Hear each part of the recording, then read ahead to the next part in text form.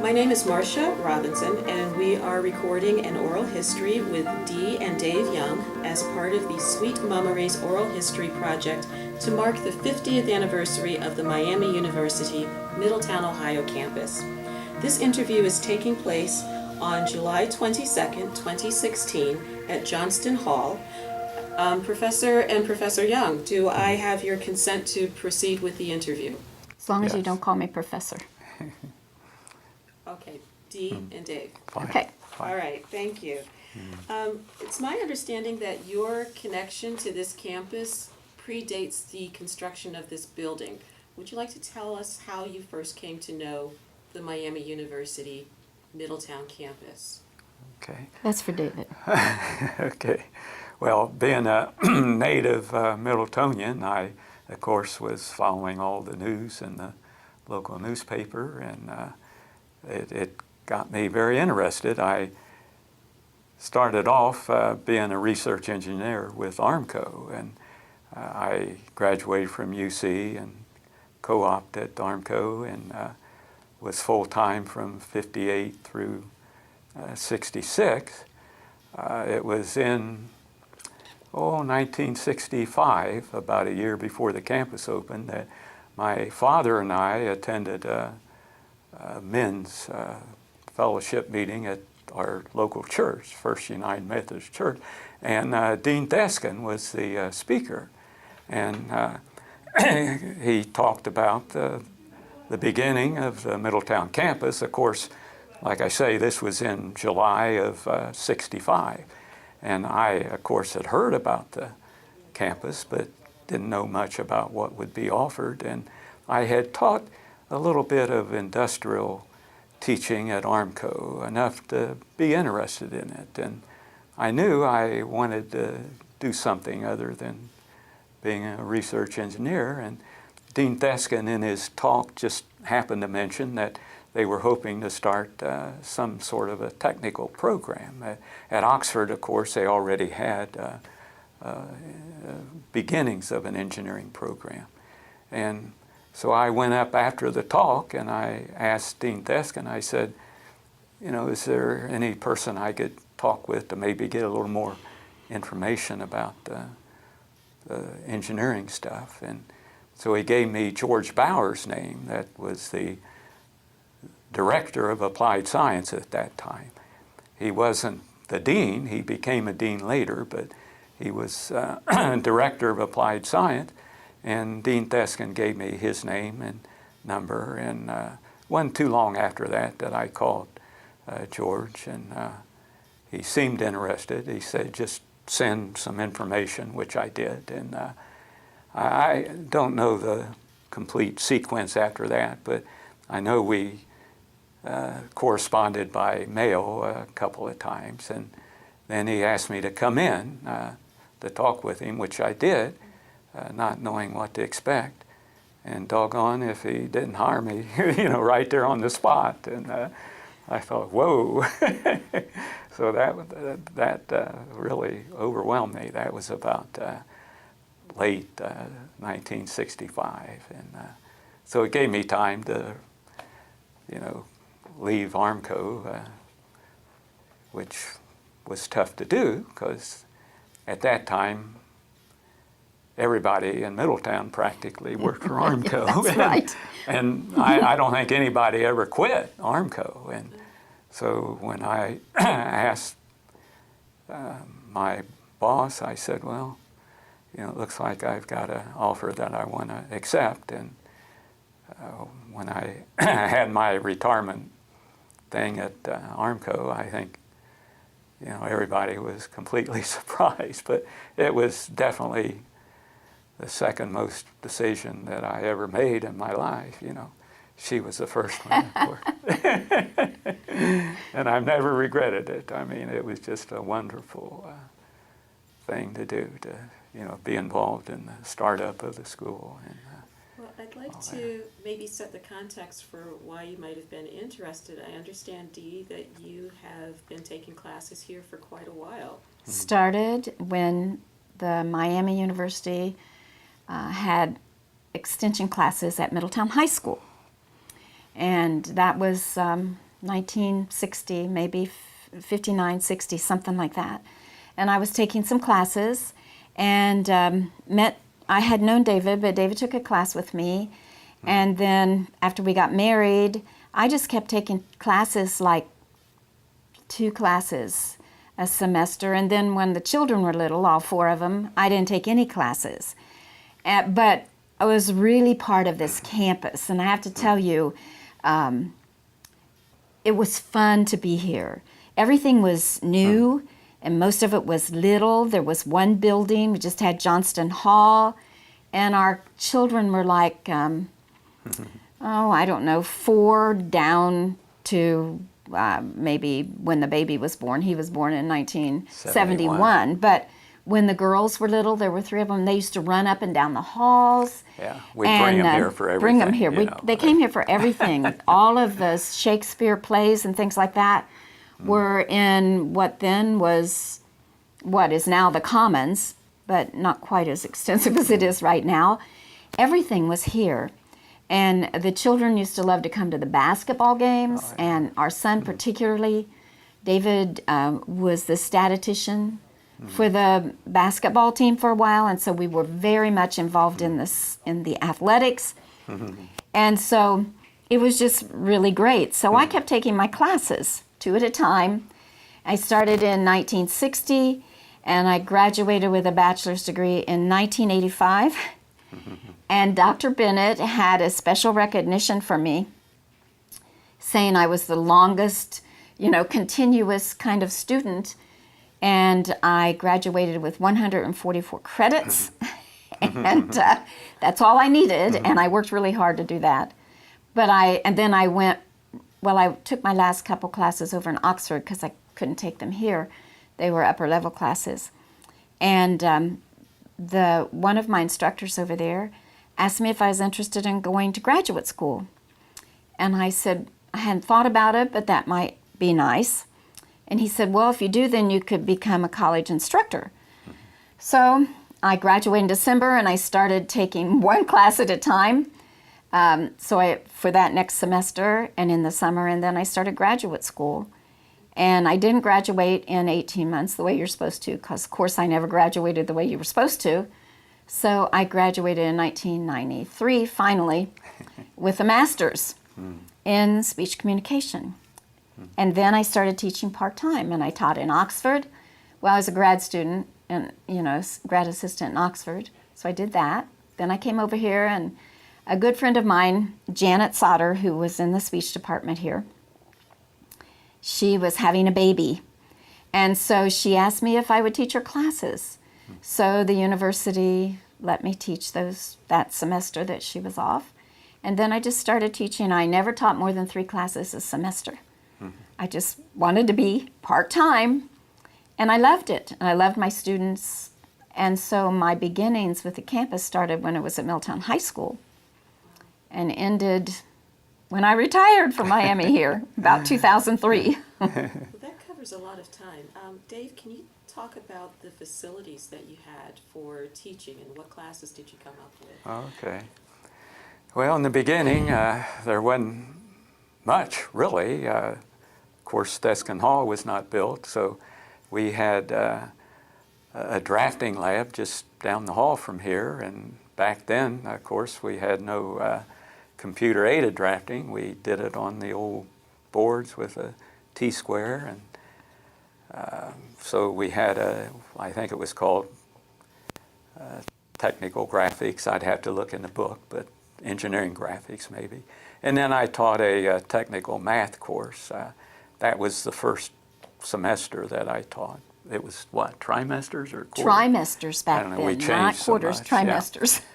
Yeah, but after that I was actually a metallurgical engineer with Armco, so I taught material science and metallurgy, and George Bowers wanted to get a materials program started, so very quickly I got a industrial materials course that I think I probably taught later that first year.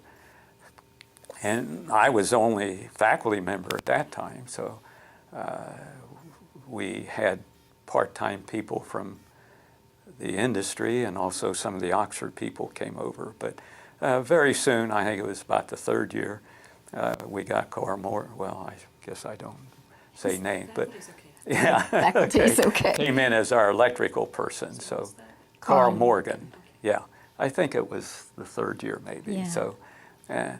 So we had a good program by then, because we had mechanical and electrical. That was our primary programs initially. And we had an advisory committee. I remember getting the first advisory committee from local industry started. That was a good thing because it got the word out, and we had a lot of part-time people from Armco and from other industries in town. There were a lot of paper companies, and Middletown, as you probably know, was pretty manufacturing at that time. So the two-year program fit in very well with the local industry. And of course, we reached out beyond Middletown too, but eventually, as you know, we started the program at the Hamilton campus too. But initially, I probably had too much to do because George made me coordinator of everything in applied science, which at that time included nursing and secretarial science and all the computer stuff. And I don't know how many faculty members I had at that point, but it got pretty interesting. Would you tell us about the secretarial science degree? Well, If you remember. Or I was in that program. Okay. yeah. Was Of really, course, it was manual typing at that time. and dictation we did. Yeah. Some lower level bookkeeping kind of things.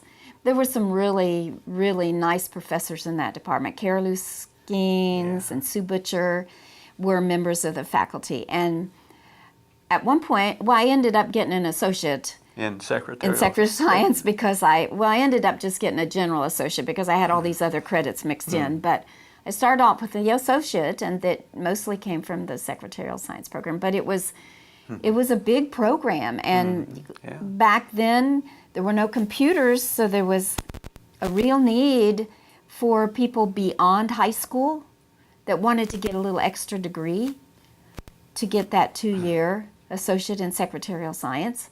And then they could get better jobs in industry or wherever else that they wanted to be. So it was a good program. Yeah, Were very any popular. of those students members of the Armco girls? I was a member of the Armco girls. Are the Armco girls? Armco girls were just women that worked at Armco. And it was just an organization. And of course, the thing that was most important about Armco girls was Verity Lodge. Yeah, It at one time was called Armco Girls Holiday House. sure. And so Had a lot of to be a member of an overnights. Armco, you didn't have to, just had to work as a woman at Armco. And we could have, several of my bridal showers were held at Armco at the Holiday House.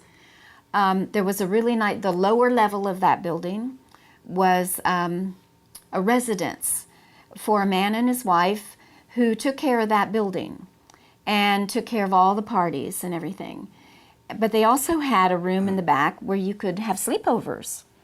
And so there were bunk beds in there, and you could go and you could have a sleepover. And so it was like, it was just really great. And I remember when they first started the university, Dr. Bennett's office was up in Yeah, that's where I first the met. Armco Girls Holiday House. That's where it was, and that's where everybody was working at the time because none of these buildings were built down here. And Armco Girls was just a fun thing. We played baseball, and we had bowling teams, and it was a great thing to be part of. They had a Miss Armco. Oh, yes, they did have a Miss Armco. For a long, long time, there was a Miss Armco pageant. Oh, yeah. I was never one of that. How many women are involved in this? Oh, Wow. Goodness hundreds. gracious. Oh, that was I a mean, big. all the secretaries and and everybody that worked down there Oh, yeah. on Curtis Street. And I'm sure there were Armco girls in other parts of, you know, the Armco, like in, Ashland and all Yeah, those places Butler where and there were St. Joe. secretaries. You could be an Armco girl. But right here in Middletown, it was big. Oh, yeah. We used to do all kinds of things. It was fun. By any chance, did you meet Evelyn Day? Of course. Evelyn Tell us Day. about her. Evelyn Day was the secretary. She might have been George Verity's secretary at one time, but when I first met her, she was, well, when I knew her, she was the secretary as you walked into the main office building on Curtis Street. She sat right there. She was so pretty. She had this beautiful white hair and just such a nice lady. And that was the first person you met when you came up those steps and passed the George Verity statue. Which is and now you walked. here. The statue's here on the campus, you know. But that was the first person you met. She was like the face of the Armco General Office building. And just a nice lady. Yeah, I remember her. And you know, there were so many of those women, and I started there when I graduated from high school. So I started working at Armco. I worked at Armco International in the International Division, but it was all right there in that main general office building. So I would walk up those steps every day and see Evelyn and say hi to her, and she was just kind and friendly. Have you known her or what? Or knew of her? Or? She's someone whose story is not told enough. And Oh, so I'm okay. trying to gather more very, very Yeah, nice woman. yeah, Yes. very nice. Yeah. What do you remember of her? I, being right next door, Armco Research and the Journal Office were just next to each other. And occasionally I would have business at GO and I would just walk in. But like Dee said, that's the first person you saw. And, Yeah, he did. I just remember her as being very pleasant and cordial. Yeah. So while we're in the early days, how did this Miami merger take place? How did you two meet? Oh, goodness. How did we did we meet? meet? Well, now, her father worked at Armco Research, and he was a master machinist. He could make anything out of metal or wood. I couldn't believe it. You know, we engineers would take stuff to the shop, and we would probably have a drawing of it, but before you knew it, they would have it made, and her father could do anything like it. I couldn't believe it. And so I think it was one Christmas. Research always had a Christmas party, and I probably, GO did too, but anyhow, Dee came over from Journal Office because her father worked there and had this pretty Purple dress purple on. dress on. David liked it. Yeah, I thought, wow. That wasn't the whole thing, though. It wasn't that. The other half of that was Oh, the okay. person I worked with. Yeah, Her yeah. husband worked in research. There's all kinds of connections. There were all kinds of connections. Yeah. Half of Middletown worked at Armco, I think. But anyhow, this friend of mine that I worked with in the office, I had seen this guy that I didn't know who it was, but he had a red 57 Thunderbird. Which I still And have. so I said to my friend there, I said, Janet, who is that drives that red Thunderbird? And she told me, and I said, he works in research, yes. And I said, does he have a girlfriend? I would really like to go out with him. So then that was in the early fall, Oh, was and it? then I Okay. we went over there for that, and David decided to ask my dad, because it's near Christmas now, remember, if he could ask me out. And my dad said, not before Christmas, because then you'll have to buy her a present. That's what That he was told my me. daddy. So I waited till He waited till later, but I was attracted by the red Thunderbird, and I think David liked the purple dress, so that brought us together. And somehow you ended up being Thunderhawks. Yeah, there you Yes, go. something like that. Isn't that interesting? Yes. Story. Heavy. So let's talk about some of these people here to get some personality. Can you tell us personality stories about Dr. Theskin, Dr. Bennett? What were they like as humans? Okay. Well, Dean Theskin, I didn't have much contact with him after that first couple meetings.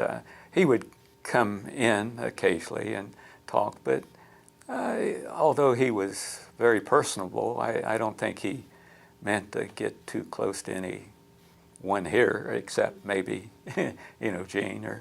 But Gene Bennett, I mean, he was great. I mean, I just loved that guy. Like Dee said, the first time I met him was in Verity Lodge, where his office was, and I mean, from then on, we were very close and in touch. And he was the nicest man. Oh yeah, He was. And really, the whole campus originally, maybe it still is, but I mean, it was just like a big family. I couldn't believe it. The new faculty and all. We had parties. We had initially, parties and got to know everybody, and Gene just fit right in. And I don't. As I recall, he, of course, being the director, he wanted to stay a little bit away from, individual faculty, but you knew that he was a friend. I knew that from the beginning, really. And I think that kind of kept things going, here. it's kind of interesting.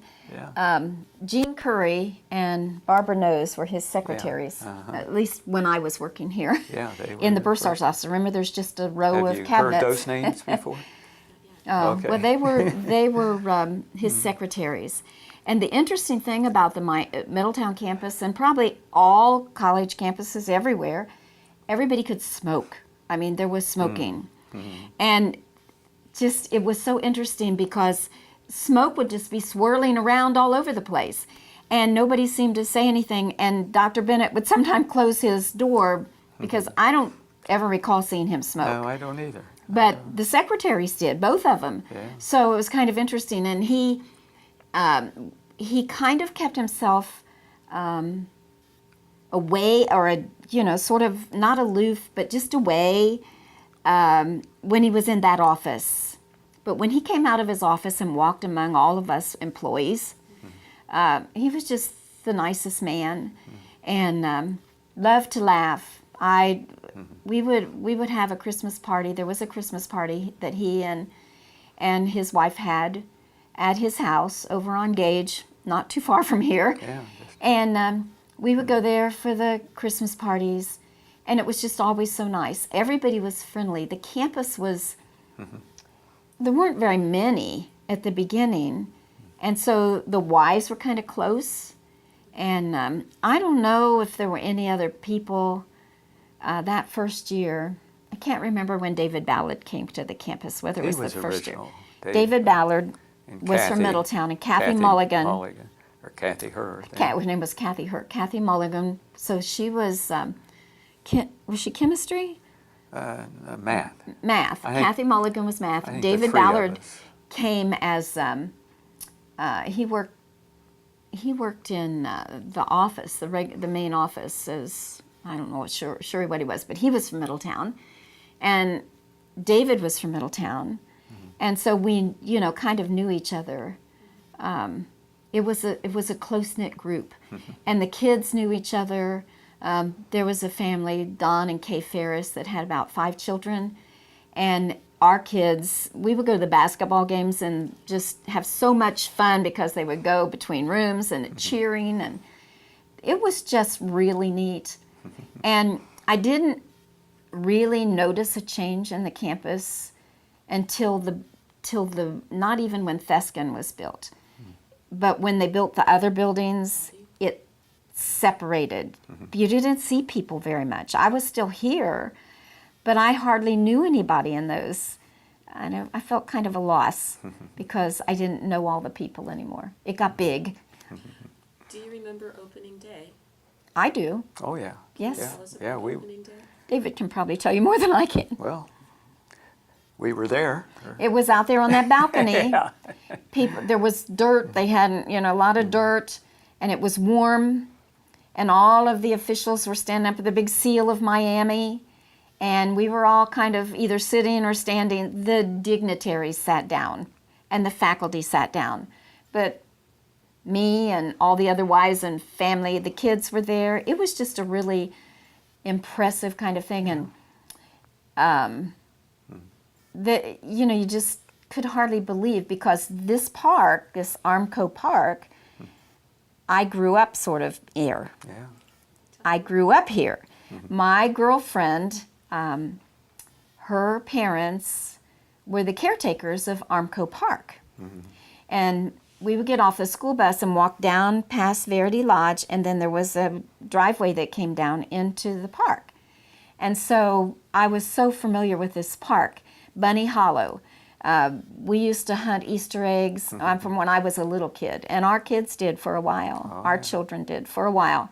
But when I was little, and then when in high school, I would go to my girlfriend's house up on that hill up there, and before our Miami came, and we would just have so much fun. And it just seems strange to have a university in this park. Of course, there was a swimming pool for what was that called? Forest Hills Country Club had a country club here as well. Yeah. David could look out his window when they tore down the country club, but still see the swimming pool. Yeah. So this was a part of my life for sure, just being in this whole area. And one interesting thing, somebody may have told you already, but in the early years, of course, they called this Bunny Hollow Tech. And No one's mentioned that. Campus called it the University Bunny Hollow Tech. And then, it was still MUM. We didn't get real sophisticated till we became Miami University Middletown, but MUM. But before that, it was Bunny Hollow Tech. And one year, a bunch of the students climbed up on the water tower down the road on University, Umbriel, climbed up and painted big bunny ears up on top of that up there. I think they did it a couple years. But that was, there were just fun things, and they weren't being mischievous. They were just having fun. It wasn't harmful to anybody. And it just made the campus just be what it was, the campus. Can you talk about starting the nursing program? Oh goodness, I really didn't have a role in starting the nursing program. When it did initiate, like I said, I was coordinator of applied science here at MUM, and George Bowers put me in charge of that, and nursing was a program then. I can't, I think it was Ruth Boussault, wasn't it? Ruth Boussault, I think. Have you heard that name, Ruth Boussault? I think she was the original chairman, and as soon as she came in, that kind of relieved me of direct responsibility for nursing, and really I had no direct input into what they were doing at all, which is true for secretarial science and even the systems program. So George Bowers just needed someone at the campus here to kind of oversee all the faculty, so that was my role. Let's talk about how the technology program evolved. Like, when did the first were you able to use computers eventually? Yeah, it, as I mentioned, the first drafting was with the old style T-squares, and the first arithmetic or math course I taught, I had my slide rule, and when I show that to the grandchildren now, they wonder what the heck that thing is, So that was the early days, that's for sure. I was probably in not till the early 80s that the computer-aided drafting thing came in. So I was able at that time to contact AutoCAD. That's still a big name in the field. And so we got our first computers for drafting probably in the early 80s. And we had computers in the other courses probably before that. Of course, what did we do then? Make punch cards? Yeah, punch cards. Cards over to the library. It was crazy. So the first key punch cards were held at the library? Is that They where did them the over there. processing- They take them over there to Yeah, do them in the lower level of the library. The students could take their cards and go over there and have Yeah, them. so we had computers to do that. That was probably in the early 70s, I would think. There was a computer lab, a Yeah, pretty big computer lab in the lower level of the library. yeah, In the early days, that's where most of the students went over there. yeah. That's a little hard to recall, but I think that's right. Right, I remember that pretty well. I mean, it changed from just the lower part of the library to a lot of computers and a lot of people working over there because it was such a popular thing. Our oldest daughter graduated from Middletown High School in 1980, and her major from Miami was systems. Systems analysis. And that's which, when they were first starting. Which she that completed in 2 years. Yeah, she did it had well, but she was advanced. she was in high a, school. what they call them post-secondary now. I'm not sure, but our daughter Brenda and Dr. Bennett's daughter Barbara were in the same year at Middletown High School. They graduated in 1980. They started over here as the first, what they called at that point, advanced high school students. And they were the only two. There hadn't been any others, and they started that. And so Brenda and Barbara both were full-time students here as they finished up their high school. So I think probably both of them only had to take maybe government and economics and a senior English class.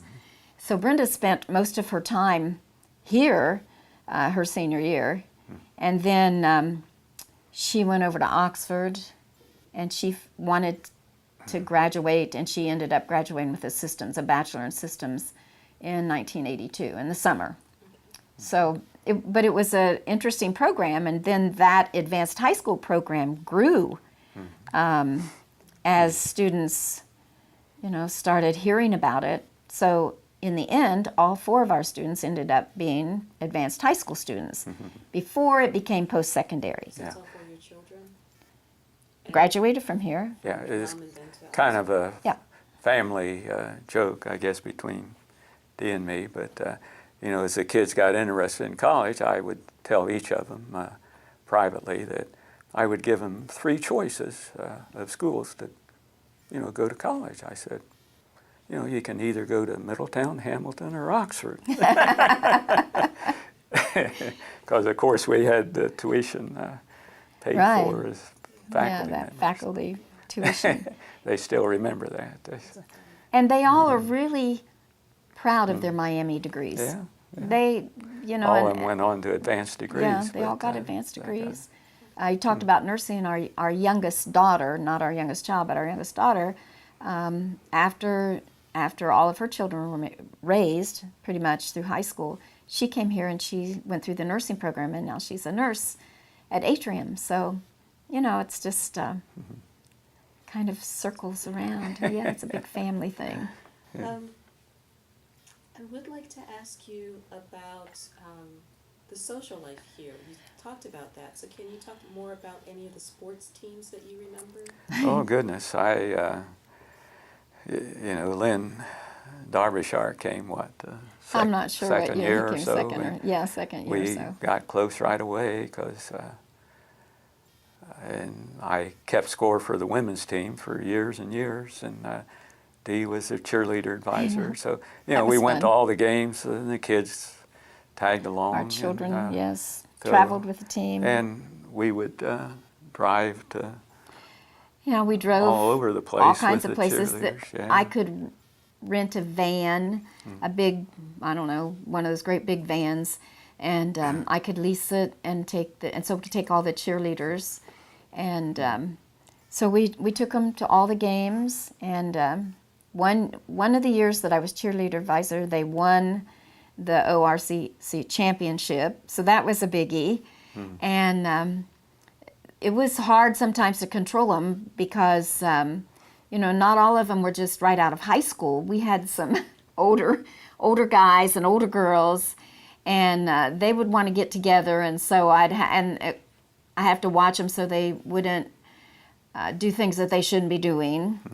And It was kind of, but it was great. And our children went along on all of those. Oh, yeah. Our youngest daughter, the one that's a nurse, was a cheerleader here. Her freshman year at Miami, so she was a cheerleader. So we were just involved in all that. But there was an intramural program, and David played basketball in the intramural program. We had a faculty basketball team. Yeah. And, I always played basketball, and we had a good one. I still have a picture. I'm going to have to bring it in and remind Lynn, because he wrote me a little note on it, and we would beat the Middletown High School faculty. And Yeah.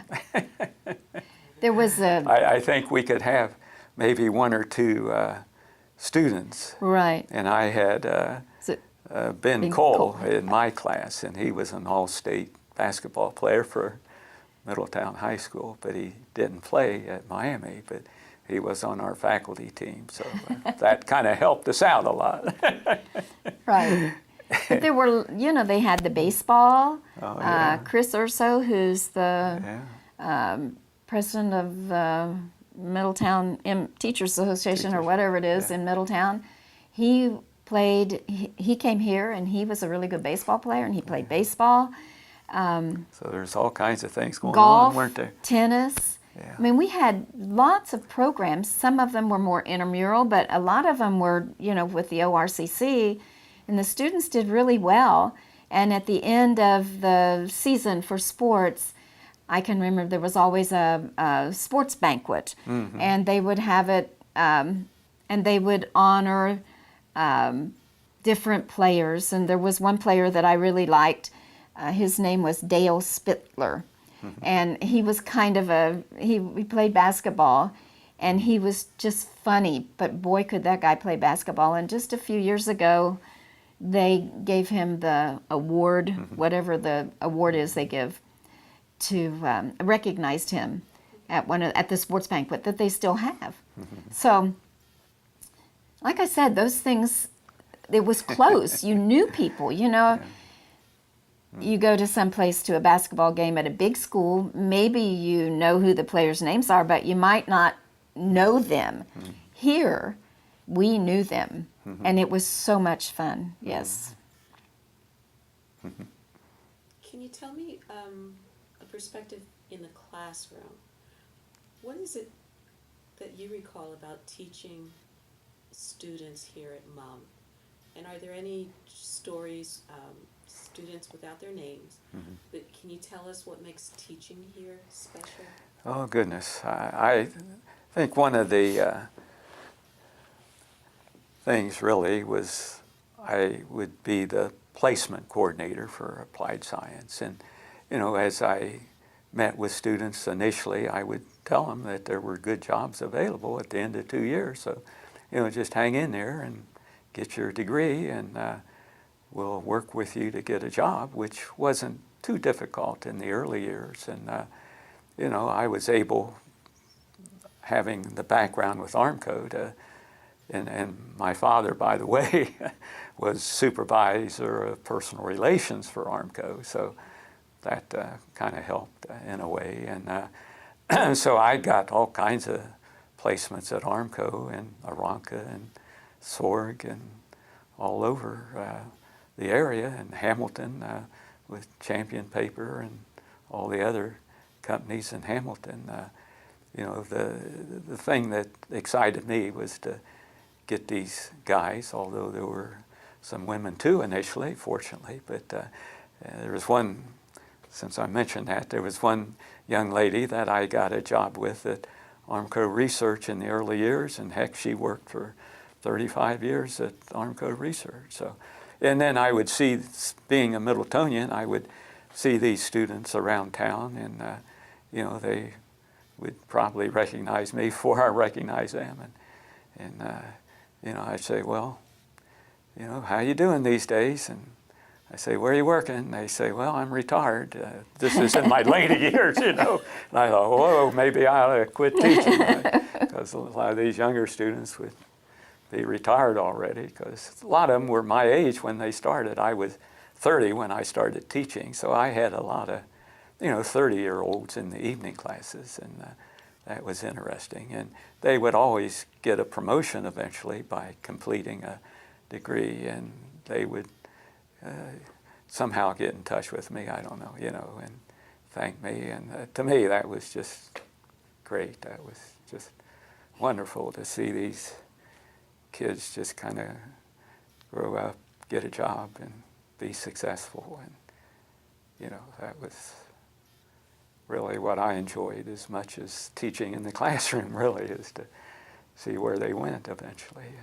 I really enjoyed the classroom, though. I can't believe that how much I look back now and think about, I could have worked at Armco for 40 years like most of my friends did, but I did the right thing as far as I'm concerned. So. Do you have any classroom stories? From either desk, teacher, student. I liked I liked taking classes. I really did. But when I got the opportunity to get my master's, and then after that first time when I filled in for my friend, and then Miami decided to hire me as an adjunct. But speech communication is just, public speaking was the biggie that every student had to have. They had to have, it's not COM 135 anymore, the way it was back then, but they had to have, almost every student went to Miami had to have COM 135, which was public speaking. And I loved to give speeches, and I loved teaching, and I loved sharing with the students. But the greatest thrill for me was to have a student who was absolutely petrified to be in front of the class stand up and give a 3-minute speech. And I never wanted to be too critical. I was so proud. And so I ended up with a lot of basketball players because somebody said that I could handle them better, that I was kinder or something, I don't know. But I really like to see these students go from not being able to even give a 30-second speech to being able to give a 3-minute speech, to be able to organize it with an introduction and a middle and a conclusion, and to make some kind of point. It just made me really happy. And so the information that was in the textbook was important, but more than that was them these students gaining the confidence that they could even interview well. Some of them were afraid to do that. They didn't know what to say. So that was really good. And then the other half that I taught, mostly public speaking, and the other part that I taught was interpersonal skills. And that was a really good class to teach because it helped them interact, and it helped them not make too many first impressions, right away. So those kind of things. And anybody that gets a college degree probably has interpersonal communication class as well as a speech class, and they were just really important to me. And how I came up with a speech degree, I'm not quite sure, except I did plays in high school and I did thespians in high school, and I think it just became something that seemed important to me, so that's why I did it.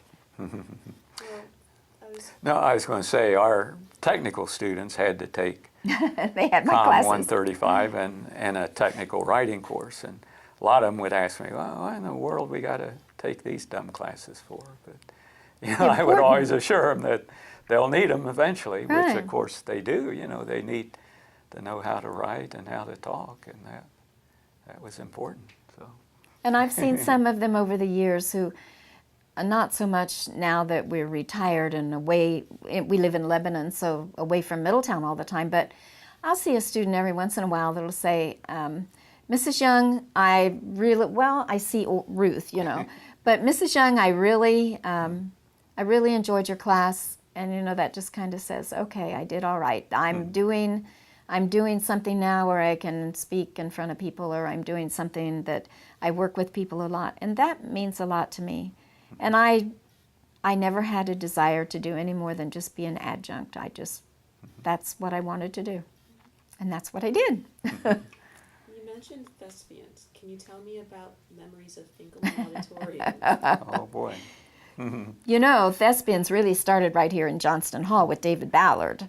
Yeah. Oh, yeah. well, he was the theater guy. In high school, at Middletown High School, David Ballard was big into thespians and plays. So when he came to Middletown campus, that's part of the thing he did. Even when he was working in the office part, I think he was in admissions, he still organized things. And one of the plays that I remember best of all that he did was a theater in the round. And it was just here in this building up on the main floor. We just all gathered around in kind of half circle, and he did this play, and it was fun. But the theater started with Shakespeare plays right in where the Commons is right now. They would just set up chairs, and you were right up close to these actors. And then when they built Finkelman, they had wonderful, wonderful Oh, yeah. programs, and we just saw some really nice And at that time, plays. it was all free. It was all free at the time. The kids, So, we you know, you programmed bring everything. all the children of the faculty showed up for those kind of things because they didn't cost much. It didn't seem like anything cost much. And then I think the cost of bringing people, there was you've heard, a woman named Claire Easton. Claire Easton, yeah. Who She did a great job. she would go all over the place, New York usually, and find people to come here. Oh, yeah. So they brought wonderful presentations here to this campus. Yeah, it was We were great. fortunate. I think Middletown was fortunate to have that kind of talent come here Yeah, to this campus. She did a wonderful She job. was really wonderful. I worked with her for a little, Mary Lou, what was her name? Mary Lou, what was her name? I can't remember her name. She was in admissions. I worked with her a little bit and went out to recruit high school students. And what was Mary Lou's last name? Trying to think. I can't remember right now. Maybe somebody will come up with it. But she was the one that was in charge of bringing students. And one of the things we would talk about was all of the opportunities you have on a Middletown campus. You have opportunities for sports. You have the opportunity for theater. You have choir. Chris Parker was the person that was in charge of the choir for a long time. A wonderful choir. And they gave programs. There were just so many opportunities because this campus was new. It was kind of trying to establish itself and be not exactly a part of Oxford. They wanted to be its own campus, its own sort of person. And so we had all these wonderful things. And students would come here because sometimes they would hear about the basketball team. A lot of them came just so they could play 2 years here. A lot of them came because there were opportunities to be under Dave Ballard for a play because he was very good. And so a lot of them came just to take his speech class sometimes, I think, because he was funny. And so there were just so many opportunities. And on a smaller scale than you would get if you went to Oxford. And this campus prepared those students that wanted to go on to be ready for that bigger campus. Can you tell me about the band, the newspaper, radio stations, anything like that? Oh, goodness. Chaos. I don't know how that started. You mean the local... The newspaper, Chaos. It was a chaotic time, so they named it Chaos. Yeah, back in... Go ahead. No one's ever told me the reason why it was named that. Chaos? Well, I can't remember. Was it in... I was, what do we call it? Advisor for the, I think, concerned students, I think it was called. Right. But, this was in the early years when the mid-70s, was the it? Vietnam thing was Right. going, and there were some pretty, crazy things going on at that time. So these concerned students, they were the most active students against the war. I was personally against the war, but I wasn't too outward on it. But there were a number of students that got a little riled up at times, and I know there were complaints and chaos. I think they kind of entered into it, and you know, I think it was originally a takeoff on chaotic times. You know, I'm not quite sure why they named I know it the that. main guy. What, Wagner was his name, the student. I don't know. I was in touch with him a lot, but he was the original editor, and I don't. tried to calm him down a little bit, but But they did good. They had a good Oh newspaper. yeah, I thought they had Is a it dandy. still called Chaos? I don't think it is. No, they might have changed it when we became yeah, calmer yeah. or something. They had. But they were very involved with putting that newspaper Right. out. I know that. And we also had a. What was that place that down there that was some Oh, yeah, kind of yeah. some kind of house? Yeah. What was that called? Well, that was called Howard's. Yeah, it was Howard's? kind of it was down there Like off at Titus. It was a little where you. Yeah, I was kind of the faculty advisor for that, but well, it was just a little strip mall off of Titus Avenue, and Howard's. it's just a small place, one much bigger than. This room, and This they'd room, sit but- around and talk about all Yeah. the issues going on. It was a lot of smoke in the air, and I think a lot it of them was were a way smoking to pot at that time, which I never did, but I tried to. We can, may not put that in there, we but may need to back that one up. But it was Howard, and some people would say, "Why in the world do you call it Howard?" And the student said, "Well, that's in the Lord's Prayer. Howard. Howard be Thy thy name. Howard be thy name." So you can see that was a. You might not want to put that Yeah, in your you better not. your thing. But we also had a streaker on campus once. Did anybody ever tell you about that? Who was that? There was a production going on at down at Finkel Auditorium, and someone ran across the stage Oh, okay. with a trench coat on and pulled it off and ran right across the stage. That was funny. It was interesting, and the security guy at the campus at that time chased that guy all over the place, but I don't think they ever found him. But that was just a tradition, you know. Oxford had the guy that disappeared and they never found him, you know, over there. So we have our streaker. That's funny.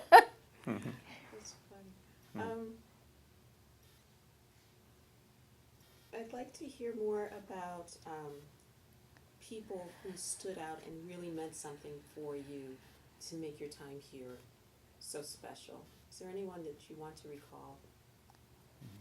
I don't know. You I mean don't know. in Did the you work faculty with- or administrative staff or what? Staff, just anybody who just really made the place something Yeah. nice to come visit. Well, on the faculty, you know, when I started, I mentioned I was 30, and there were two older gentlemen, Ray Fenning, who was a retired colonel, and he taught, oh goodness, was it government and then Jim Lehman. I don't know if Jim's name's been mentioned, but I kind of looked up to them because they were, you know, when I was 30, they might have been 45, but to me, they were old people at that time. And, so they were kind of, you know, I wouldn't call them my mentors, but they meant a lot to me. And yeah, and already we've mentioned Claire Easton, and she was quite a person to know. And I mean, heck, I got to know all the groundskeeping people and janitors. I mean, they were fine people, Yeah, weren't they? everybody, the security We people. knew them by name, and in the administration, of course, Gene Bennett, but then some of the others who were the. Did you work with Dr. G? I'm sorry. Dr. G, were you still here when Dr. Governanti? Governanti was Oh here. yeah. Was- Uh-huh. Were there any changes in the campus at that time, switching dean Well, or directors? You know, that was strange. I don't. Go ahead. I don't think. I just think there was a whole change in the climate. Yeah, You know, the whole campus was changing. got a little more A formalized. little more didn't it? formalized. I think that was about the time when the push was on to change our image from MUM to Miami University Middletown. there was just this need for us to be maybe not so down home-ish or something, you know. It seemed like for years we were just mum. But now there was Miami University, Hamilton, and you could have very well called that campus, although we did, you know, it was called that for a while. But then it just, when Dr. Governati came, I think that change came over, that more formalized. I don't know if it changed the students. I was only here for about a year when Dr. Governati came, maybe. I can't remember. Maybe I wasn't down in the office like I'd been before, so I was more upstairs in the faculty area. And so I didn't, not that he was a wonderful man. I really liked him and I liked his wife. They were very nice people. It was just a little more formalized. And they started changing the campus. You know, they moved buildings, moved receptionists from place to place. Offices were changing. I mean, there's always need for change. But when you start when it's a very baby and you're watching it grow, it just loses some of that intimacy that it had. But there wasn't any, you know, I don't think I looked up to Dr. Bennett. Well, probably looked up to him more than anybody else. He was actually my friend and very kind to me. He encouraged me by letting me take my lunch hours so I could take classes when one was, or, you know, adjust things. He was, I think I really looked up to him. He was, at first, when I first met him and the campus first opened, I was really kind of in awe of him.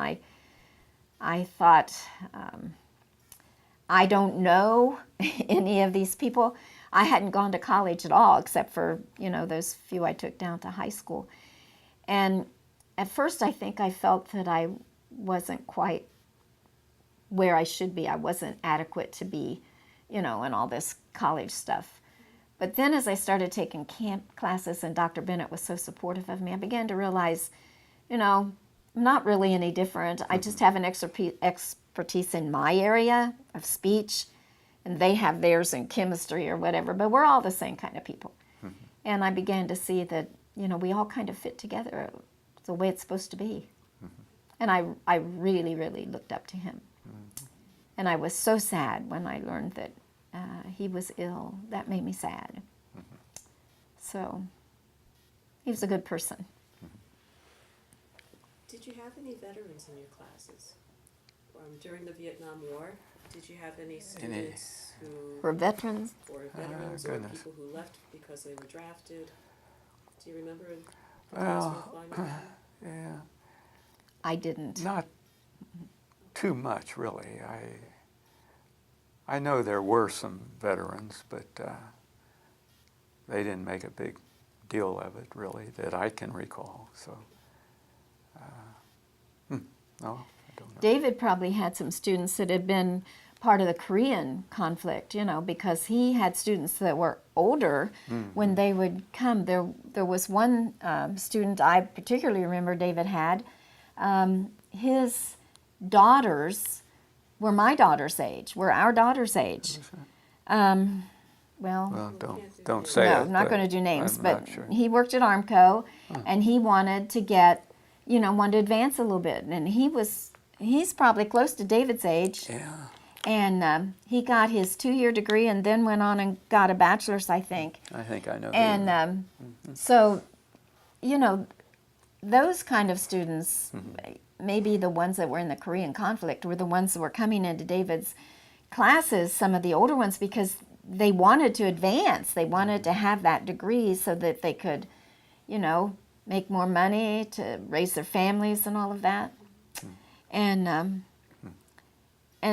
so I didn't have any students in my class because most of my students were just out of high school. And they were so much fun, though. I can't begin to tell you how much fun they were. I loved teaching them. Might not have been the top echelon of instructors, but I loved them. And I just felt like my job was to help them speak better and communicate better. Are there any things that you would like to leave as stories that I have not yet asked? Oh boy, I think we've We've covered an awful covered lot. the waterfront, I think.